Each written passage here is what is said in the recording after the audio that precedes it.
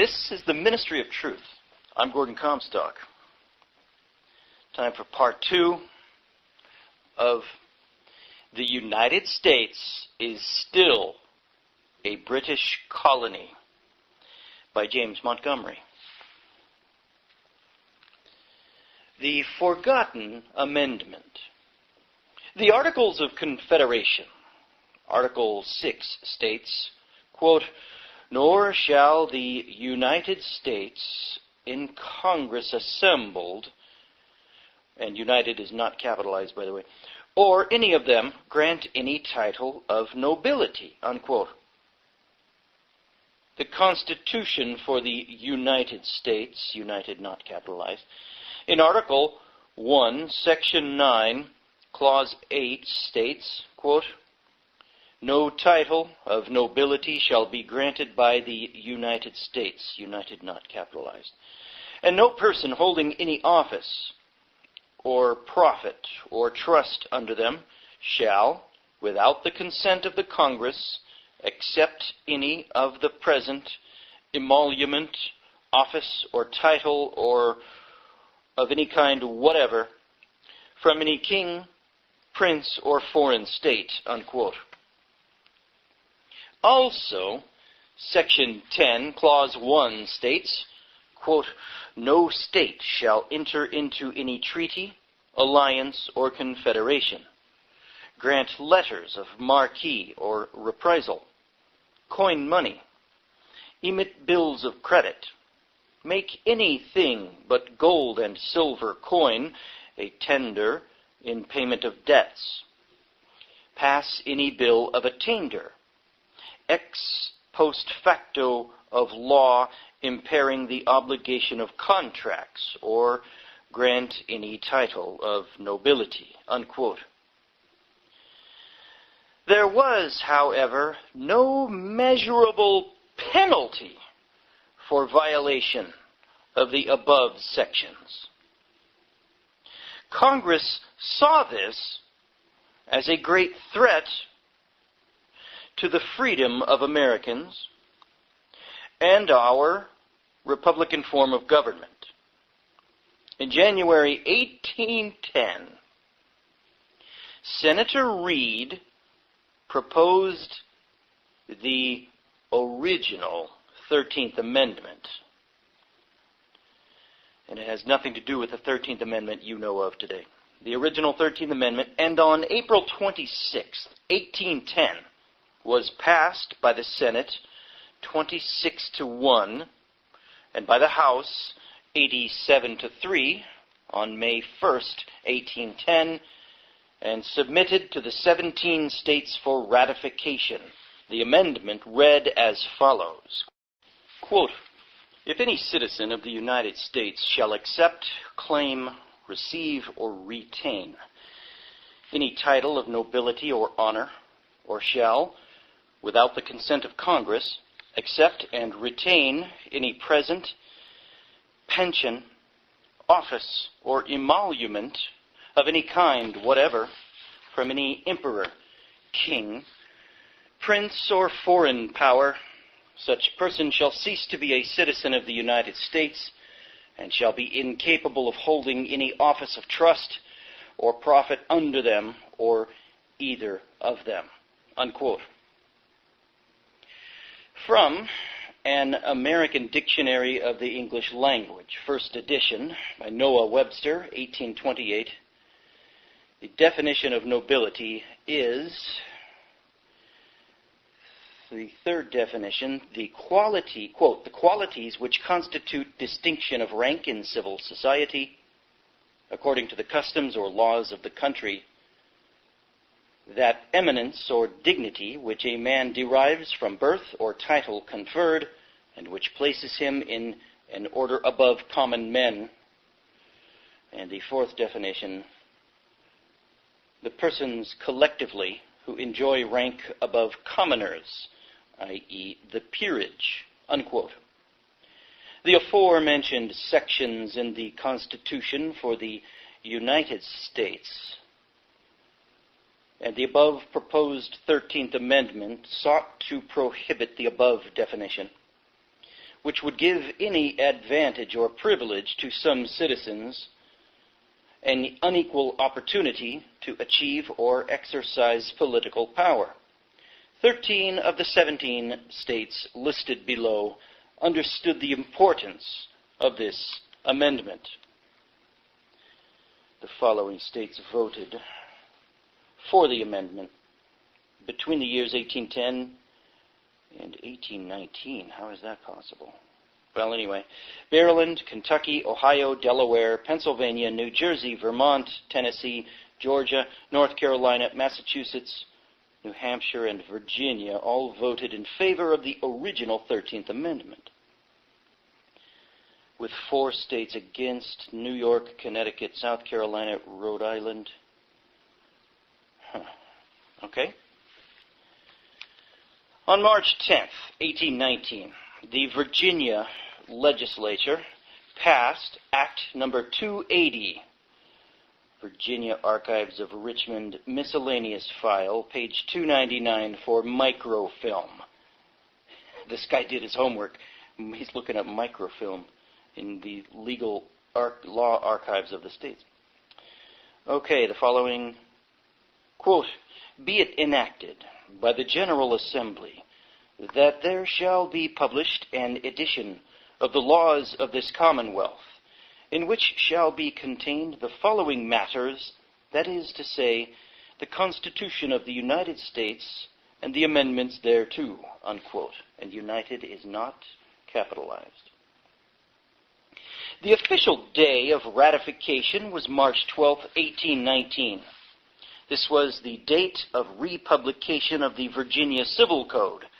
Virginia ordered 4,000 copies, almost triple their usual order.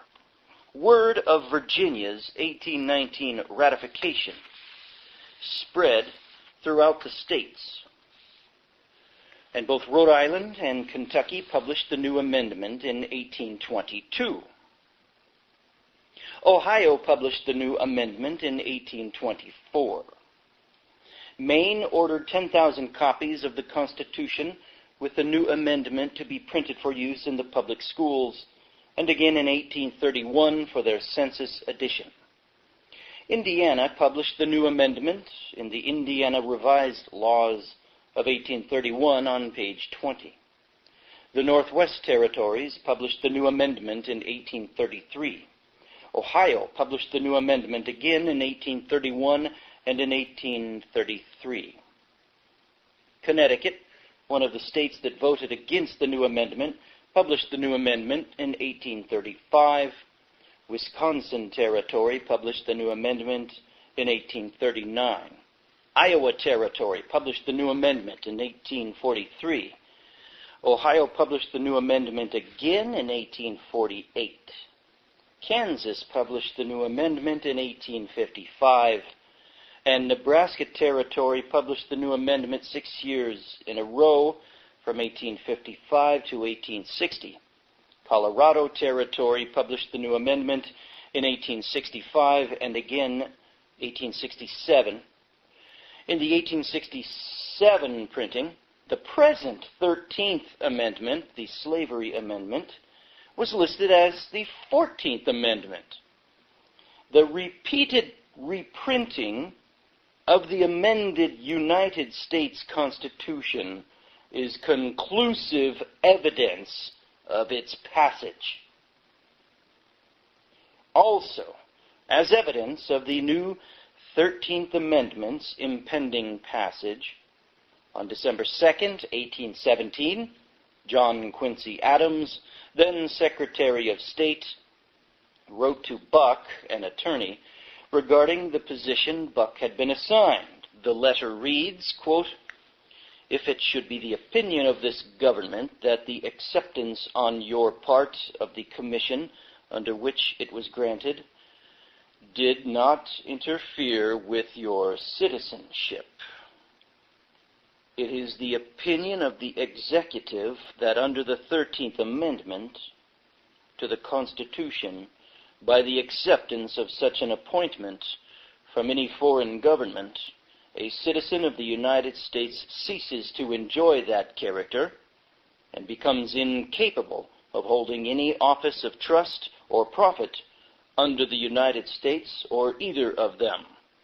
Unquote from John Quincy Adams.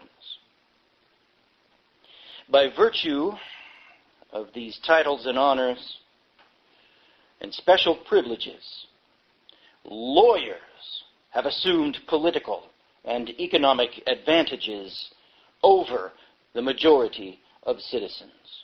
You ever wonder, folks, why all of Congress are lawyers? This is why. And they've flushed the original 13th Amendment down the memory hole. That was the amendment that would have stripped them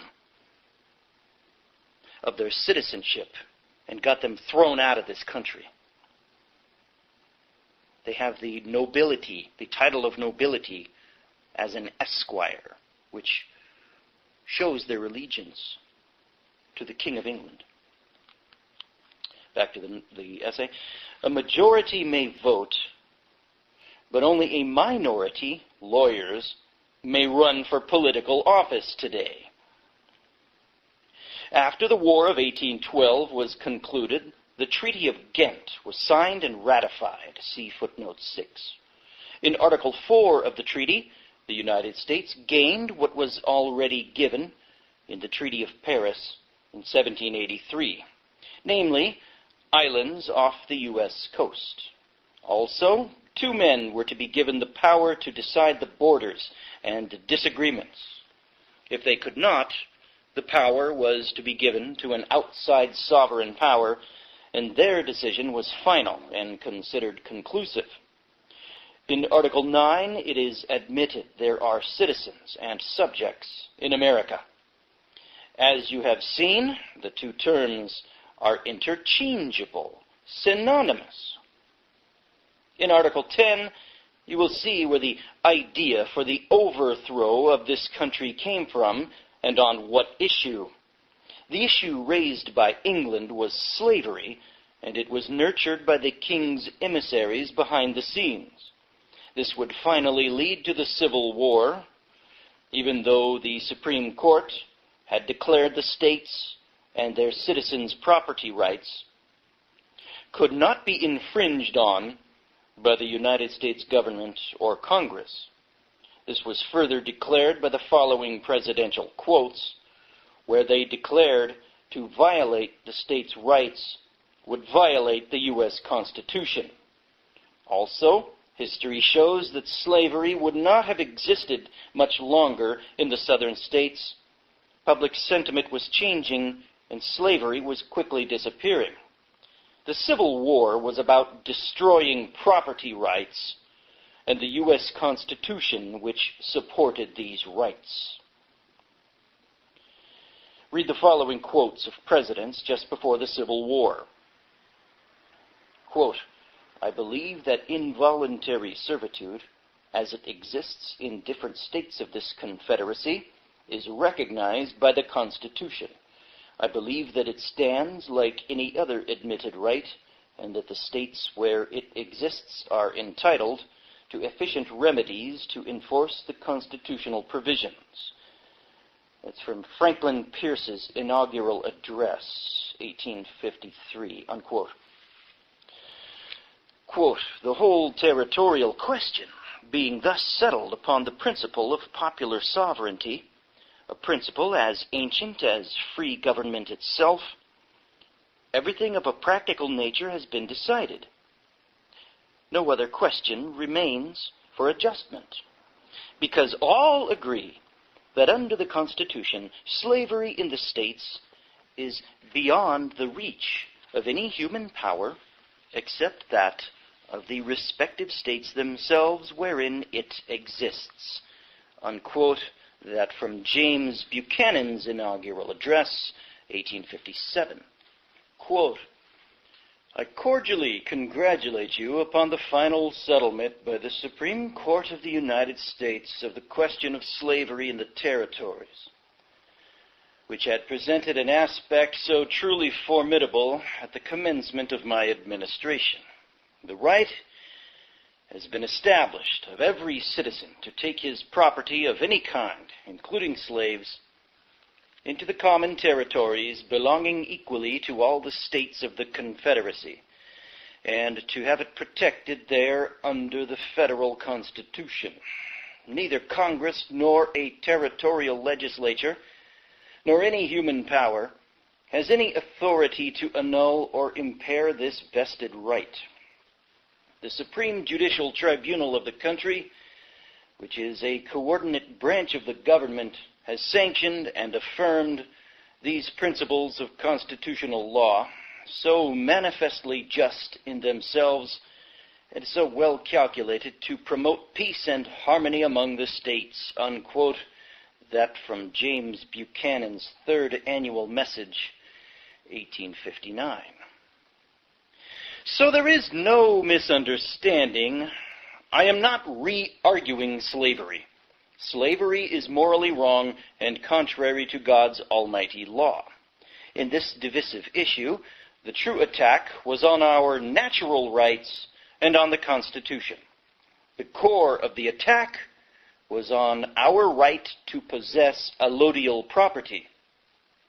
Our God-given right to own property in allodial was taken away by conquest of the Civil War. If you are free, this right cannot be taken away. The opposite of free is slave or subject. We were allowed to believe we were free for about 70 years. Then the king said enough, and had the slavery issue pushed to the front by the northern press, which so formed northern public opinion that they were willing to send their sons to die in the Civil War. The southern states were not fighting so much for the slave issue, but for the right to own property, any property. These property rights were granted by the king in the Treaty of 1783, knowing they would soon be forfeited by the American people through ignorance. Do you think you own your house? If you were to stop paying taxes, federal or state, you would soon find out that you were just being allowed to live and pay rent for this house, the rent being taxes to the king, who supplied the benefit of commerce. A free man, not under a monarch, democracy, dictatorship, or socialist government, but is under a republican form of government, would not and could not have his property taken. Why? The king's tax would not and could not be levied. If the Americans had been paying attention the first 70 years to the subterfuge and corruption of the Constitution and government representatives, instead of chasing the money supplied by the king, the conquest of this country during the Civil War could have been avoided. George Washington had vision during the Revolutionary War concerning the Civil War. You need to read it. See footnote 7. Civil War and the conquest that followed. The government and press propaganda that the war was to free the black people from slavery is ridiculous. Once you understand the Civil War 13th and 14th Amendments, the black people are just as much slaves today as before the Civil War, just as the white people are today. And also, we find ourselves subjects to the King and Queen of England. The only thing that changed for black people is they changed masters and were granted a few rights, which I might add can be taken away any time the government chooses. Since the 1930s, the black people have been paid reparations to buy off their silence. In other words, keep the slaves on the plantation working. I do not say this to shock or come across as prejudiced, because I'm not. Here's what Russell Means said. For those that don't remember who he is, he was the father in the movie The Last of the Mohicans. Russell Means said, quote, Until the white man is free, we will never be free, unquote. The we he was referring to were the Indians. There has never been a truer statement. However, the problem is the white people are not aware of their enslavement. At the risk of being redundant, to set the record straight, because Lord only knows what will be said about what I just said regarding black people, I believe that if you are born in this country, you are equal, period. Forget the empty promises of civil rights. What about your unalienable natural rights under God Almighty? All Americans are feudal tenants on the land, allowed to rent the property they live on as long as the king gets his cut. What about self-determination, or being able to own allodial title to property, which means the king cannot take your property for failure to pay a tax, which means you did not own it to begin with. The king allows you to use the material goods and land. Again, this is financial servitude. The ultimate ownership of all property is in the state. Individual so-called quote-unquote ownership is only by virtue of government, i.e. law, amounting to a mere user, and use must be in accordance with law and subordinate to the necessities of the state. That came from Senate document number 43. Okay. Written in 1933. The king controlled the government by the time the North won the Civil War through the use of lawyers that called the shots behind the scenes, just as they do now, and well-placed subjects in the United States government.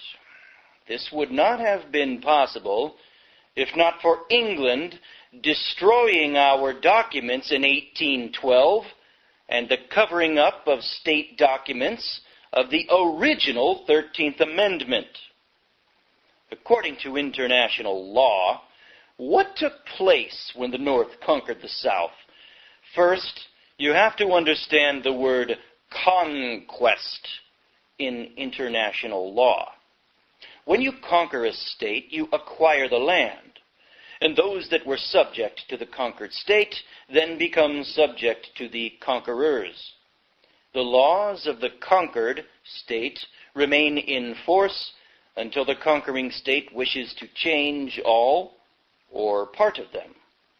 At the time of conquest, the laws of the conquered state are subject to change or removal, which means the law no longer lies with the American people through the Constitution, but lies with the new sovereign. The Constitution no longer carries any power of its own, but derives its power from the new sovereign, the conqueror. The reason for this is the Constitution derived its power from the people, and when they were defeated, so was the Constitution. Montgomery's a little confusing there. Derived its power from the people. Anyway. Seems to contradict what he'd written earlier about the Constitution. I think he clears it up later. He probably means privileges for the people.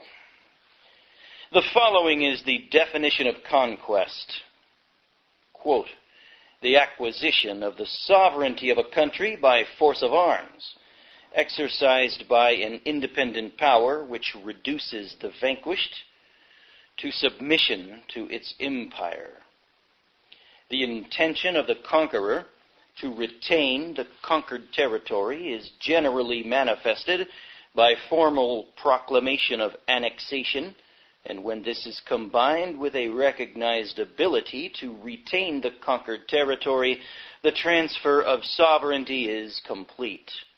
A treaty of peace based upon the principle of uti possidetis is formal recognition of conquest. The effects of conquest are to confer upon the conquering state the public property of the conquered state, and to invest the former with the rights and obligations of the latter. Treaties entered into by the conquered state with other states remain binding upon the annexing state, and the debts of the extinct state must be taken over by it. Conquest likewise invests the conquering state with sovereignty over the subjects of the conquered state. Among subjects of the conquered state are to be included persons domiciled in the conquered territory who remain there after the annexation. The people of the conquered state change their allegiance, but not their relations to one another, unquote. This from Lietensdorfer versus Webb. Doesn't say the year. Quote, after the transfer of political jurisdiction to the conqueror, the municipal laws of the territory continue in force until abrogated by the new sovereign. That from Bouvier's Law Dictionary under Conquest International Law. So what happened after the Civil War? Did not U.S. troops force the southern states to accept the 14th Amendment? The laws of America, the Constitution, were changed by the conquering government. Why? The main part I want you to see, as I said at the beginning of this paper, is watch the money and the commerce. The 14th Amendment says the government debt cannot be questioned. Why? Because now the king wants all the gold, silver, and copper, and the land, which can easily be done by increasing the government debt and making the American people sureties for the debt. This has been done by the sleight of hand of lawyers and the bankers. The conquering state is known as a belligerent. Read the following quotes. Belligerency is in international law. This is from Bouvier's dictionary. The status, quote, the status of de facto statehood attributed to a body of insurgents by which their hostilities are legalized. Before they can be recognized as belligerents, they must have some sort of political organization and be carrying on what in international law is regarded as legal war. There must be an armed struggle between two political bodies, each of which exercises de facto authority over persons within a determined territory and commands an army which is prepared to observe the ordinary laws of war. It is not enough that the insurgents have an army. They must have an organized civil authority directing the army. The exact point at which revolt or insurrection becomes belligerency is often extremely difficult to determine, and belligerents are not usually recognized by nations unless they have some strong reason or necessity for doing so. Either because the territory where the belligerency is supposed to exist is contiguous to their own, or because the conflict is in some way affecting their commerce or the rights of their citizens. One of the most serious results of recognizing belligerency is that it frees the parent country from all responsibility for what takes place within the insurgent lines. That, unquote, that from Bouvier's Law Dictionary. Again from Bouvier's Law Dictionary, belligerent in international law, as adjective and noun. Engaged in lawful war, a state so engaged. In plural, a body of insurgents who by reason of their temporary organized government are regarded as conducting lawful hostilities. Also, militia, corps of volunteers, and others, who, although not part of the regular army of the state, are regarded as lawful combatants provided they observe the laws of war, unquote. According to the international law, no law has been broken. Read the following about military occupation. Notice the third paragraph. After the Civil War, title to the land had not been completed to the conquerors, but after 1933 it was. I will address this in a moment. In the last paragraph it says, the commander-in-chief governs the conquered state. The proof that this is the case today is the U.S. flying the United States flag with a yellow fringe on 3 sides. According to the U.S. Code, Title 4, Section 1, the United States flag does not have a fringe on it. The difference being, one is a constitutional flag, and the fringed flag is a military flag. The military flag means you are in a military occupation and are governed by the commander-in-chief in his executive capacity, not under any constitutional authority. Read the following. Military occupation from Bouvier's Law Dictionary. Quote, this, at most, gives the invader certain partial and limited rights of sovereignty. Military occupation. Until conquest, the sovereign rights of the original owner remain intact. Conquest gives the conqueror full rights of sovereignty and retroactively legalizes all acts done by him during military occupation. Its only essential is actual and exclusive possession, which must be effective. A conqueror may exercise governmental authority, but only when in actual possession of the enemy's country, and this will be exercised upon principles of international law. See McLeod versus U.S.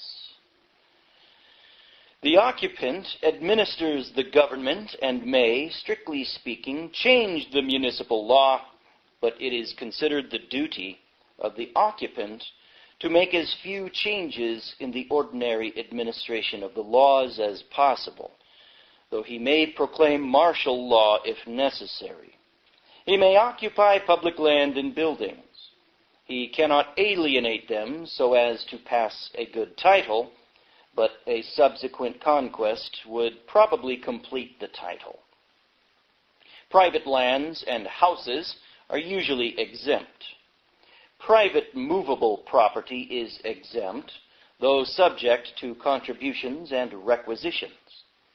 The former are payments of money to be levied only by the commander-in-chief. Military necessity may require the destruction of private property, and hostile acts of communities or individuals may be punished in the same way. Property may be liable to seizure as booty on the field of battle, or when a town refuses to capitulate and is carried by assault. When military occupation ceases, the state of things which existed previously is restored under the fiction of post liminium. Territory acquired by war must necessarily be governed in the first instance by military power under the direction of the President as Commander-in-Chief. Civil government can only be put in operation by the action of the appropriate political department of the government at such time and in such degree as it may determine. It must take effect either by the action of the treaty-making power or by that of Congress. So long as Congress has not incorporated the territory into the United States, neither military occupation nor cession by treaty makes it domestic territory in the sense of the revenue laws. Congress may establish a temporary government which is not subject to all the restrictions of the Constitution. See Downs versus Bidwell. That's unquote. That all about military occupation from Bouvier's Law Dictionary. Paragraph 1 through 3 of the definition of military occupation describes what took place during and after the Civil War. What took place during the Civil War and post-Civil War has been legal under international law. You should notice in paragraph 3 that at the end of the Civil War, title to the land was not complete, but the subsequent conquest completed the title. What was the next conquest? That would be 1933, when the American people were alienated by our being declared enemies of the conqueror, and by their declaring war against all Americans. Read the following quotes and also see footnote 8. The following are excerpts from the Senate Report, 93rd Congress, November 19, 1973, Special Committee on the Termination of the National Emergency, United States Senate. Since March 9, 1933, the United States has been in a state of declared national emergency. Under the powers delegated by these statutes, the President may seize property, organize and control the means of production, seize commodities, assign military forces abroad, institute martial law, seize and control all transportation and communication, regulate the operation of private enterprise, restrict travel, and in a plethora of particular ways, control the lives of all American citizens. A majority of the people of the United States have lived all their lives under emergency rule.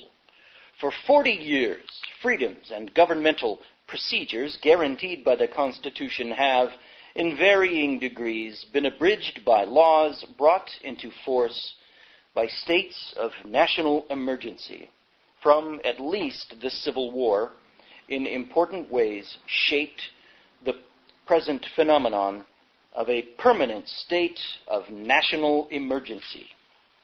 In Title 12, in Section 95B, you'll find the following codification of the emergency war powers. The actions, regulations, rules, licenses, orders, and proclamations heretofore or hereafter taken, promulgated, made, or issued by the President of the United States or the Secretary of the Treasury since March 4, 1933, pursuant to the authority conferred by subsection B of Section 5 of the Act of October 6, 1917, as amended in 12 U.S.C.S. 95A, are hereby approved and confirmed. March 9, 1933, C1, Title 1, 148, Statute 1. It is clear that the bankrupt de facto government of the United States, which is operating under the War Powers Act and executive orders, not the Constitution for the United States, has in effect issued under its Admiralty law letters of marque or piracy to its private agencies, the IRS, ATF, FBI, and DEA, with further enforcement by its officers in the courts, local police, and sheriffs. They've waged war against the American people and have classed Americans as enemy aliens. The following definition is from Bouvier's Law Dictionary, 1934, of letters marque. It says, quote, a commission granted by the government to a private individual to take the property of a foreign state or of the citizens or subjects of such state as a reparation for an injury committed by such state, its citizens or subjects. The prizes so captured are divided between the owners of the privateer, the captain, and the crew. A vessel to a friendly port, but armed for its own defense in case of attack by an enemy, is also called a letter of marque. Words and phrases, dictionary. The following is from Grinnin versus Edwards. By the law of nations, an enemy is defined to be, quote, one with whom a nation's at open war, unquote. When the sovereign ruler of a state declares war against another sovereign, it is understood the whole nation declares war against that other nation. All the subjects of one are enemies to all the subjects of the other, and during the existence of the war, they continue enemies in whatever country they may happen to be. Quote, and all persons residing within the territory occupied by the belligerents, although they are in fact foreigners, are liable to be treated as enemies, unquote. So we find ourselves enemies in our own country and subjects of a king that has conquered our land with heavy taxation and no possibility of fair representation.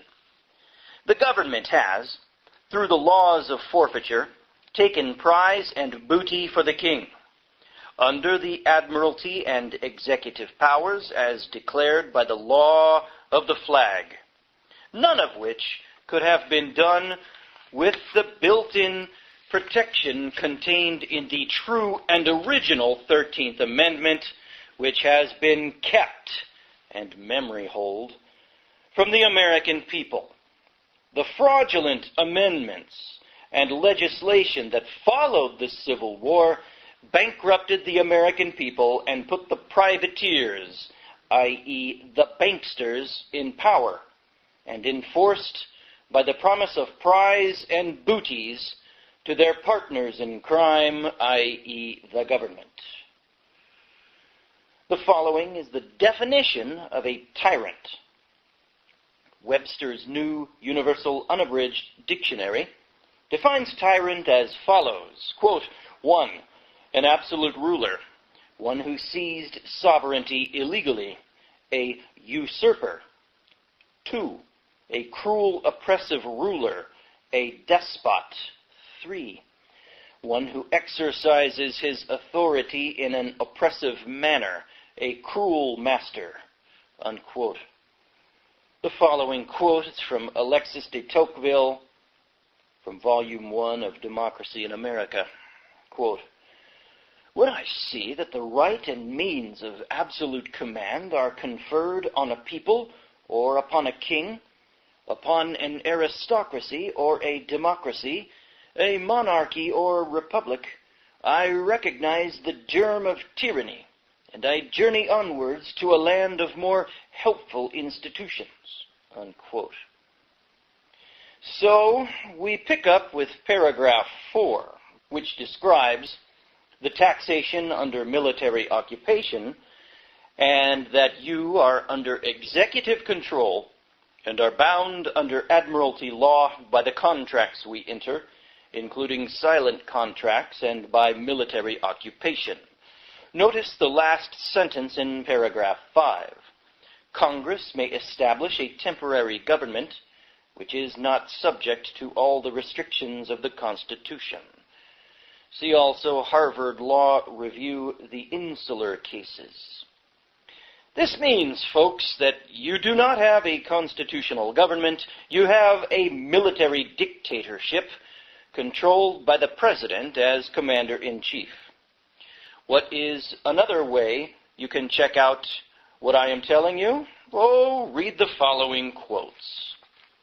Quote, the United States may acquire territory by conquest or by treaty, and may govern it through the exercise of the power of Congress conferred by Section 3 of Article 4 of the Constitution. In exercising this power, Congress is not subject to the same constitutional limitations as when it is legislating for the United States. and in general the guarantees of the Constitution, save as they are limitations upon the exercise of executive and legislative power when exerted for or over our insular possessions, extend to them only as Congress, in the exercise of its legislative power over territory belonging to the United States, has made those guarantees applicable, unquote. That from Hooven and Allison and Company versus Evatt, 1945. Quote, the idea prevails with some indeed. It found expression in arguments at the bar that we have in this country substantially or practically two national governments. One to be maintained under the Constitution with all its restrictions, the other to be maintained by Congress outside and independently of that instrument, by exercising such powers as other nations of the earth are accustomed to exercise. I take leave to say that if the principles thus announced should ever receive the sanction of a majority of this court, a radical and mischievous change in our system of government will be the result. We will, in that event, pass from the era of constitutional liberty, guarded and protected by a written constitution, into an era of legislative absolutism. It will be an evil day for American liberty if the theory of a government outside of the supreme law of the land finds lodgment in our constitutional jurisprudence. No higher duty rests upon this court than to exert its full authority to prevent all violation of the principles of the Constitution, unquote. That quote from Downs versus Bidwell, 1901. Okay, folks, this has been part 2 of The United States is Still a British Colony by James Montgomery. I'm Gordon Comstock. This has been The Ministry of Truth.